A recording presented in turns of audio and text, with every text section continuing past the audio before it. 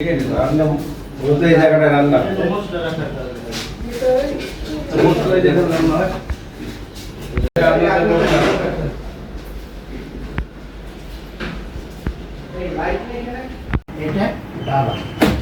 ফ্রিজের কাছে যাই এটা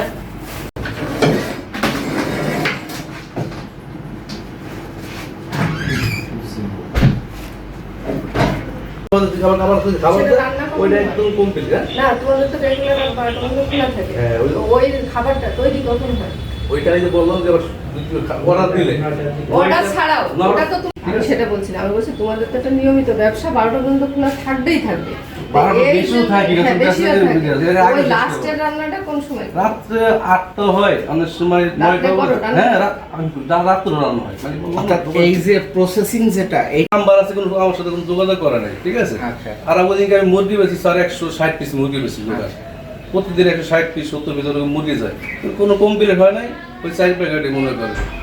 4 প্যাকেটে কম জি, জি। আর গতকালকে নিয়ে আবার আজকে একজন অসুস্থ হয়েছে গতকালকে রাতে নিয়ে এগুলো যায় না তাই না এইটা কি সেটা না হয়তো পুরোপুরি নিষিদ্ধ না হলে এটা হয়তো তুই যে কোনো সরকারি ওয়েবসাইট খোল দেখ যে অনুমতি চাই আর একটা বিএসটিএস সিল প্যাকেটটা নিয়ে পরে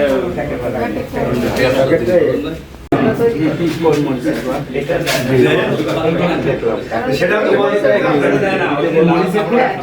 কাপড়ে দিয়ে রাখে এই যে এই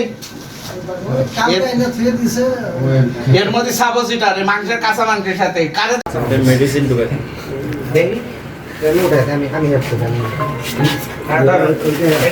ওটা কি না কি এমনি বলেন না কেন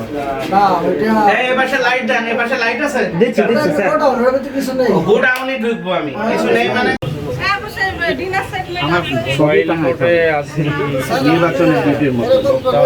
না না না না যা নিষিদ্ধ আর আমি যা করতেছি সত্যি কথা চুয়াডাঙ্গার না না মোবাইল করে অন্য জায়গায় আর ওইটা লাকি জ্বালাই আমরা এটা পরিষ্কার করলে তো যাবে না কিন্তু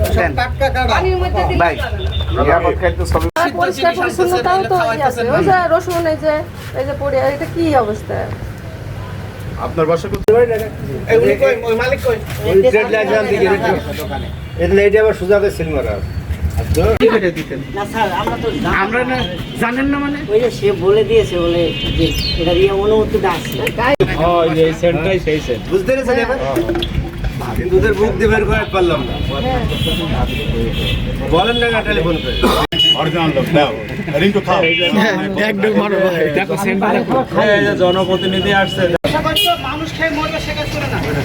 না না জনপ্রতিনিধি দায়িত্ব নিল না সবার কাছে খালি বাইরে থাকে